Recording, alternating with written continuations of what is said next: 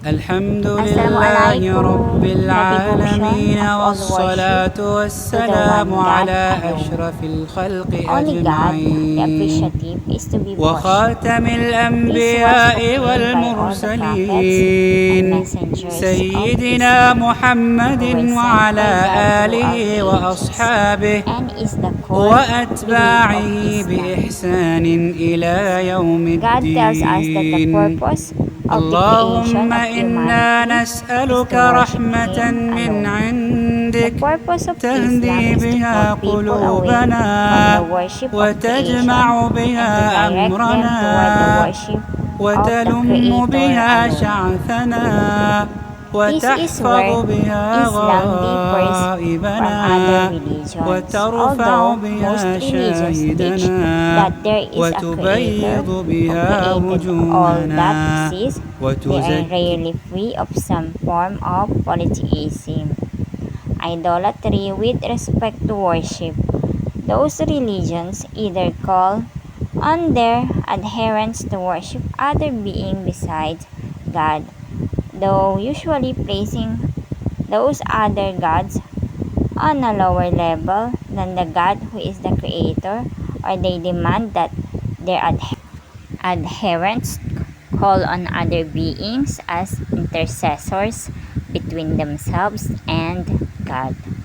All the prophets and messengers of God, from Adam sallallahu alaihi salam to Muhammad sallallahu alaihi salam, called people to worship God alone, without partner or intermediary. This is the purest, simplest, most natural faith.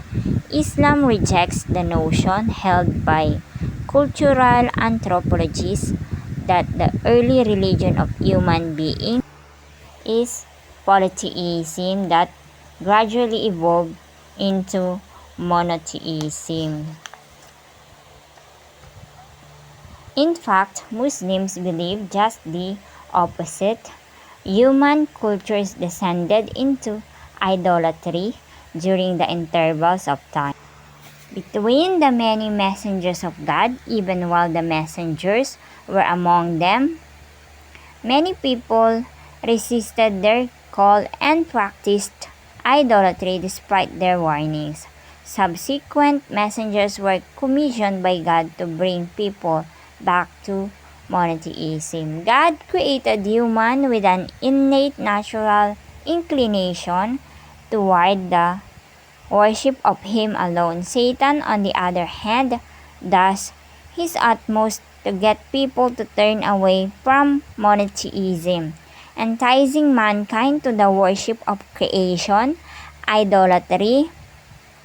Most people have a tendency to focus their devotion or something they can visualize, something imaginable, even though they have an instinctive knowledge that the creator of the universe is far greater than their imaginations. Throughout human history, God sent a succession of prophets and messengers to call the people back to the worship of the one and only true God. Due to the allure of Satan, people repeatedly deviated to the worship of created beings, idolatry, and polytheism. God created human beings to worship Him alone. In Islam, the greatest possible sin is to worship anything or anyone other than God. Even if the worshipper intends to draw nearer to God by offering devotion to another being, God the Sufficient does not need intercessors or intermediaries. He hears all of our prayers and has complete knowledge of everything that happens. At the same time, God does not need our worship, but He says that it is pleasing to Him. He is completely independent of all things. All creation is dependent upon Him. If every person in the world were to come together to worship only God, it would not benefit God in the least. It would not add an atom's weight to his majestic dominion. Conversely, if all creation abandoned the worship of God, it would not decrease his dominion in the least. By worshiping God, we benefit our own souls and fulfill the noble purpose for which we were created.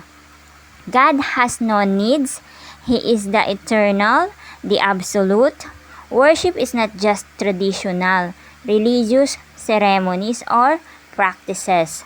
The concept of worship is inclusive, changing a diaper, honoring and caring for one's parents, as well as picking up a piece of broken glass from the sidewalk.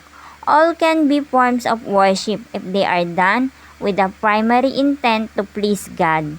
If any sort of gain, be it wealth, job, power, or recognition, becomes more important than pleasing God, even that is a form of polytheism.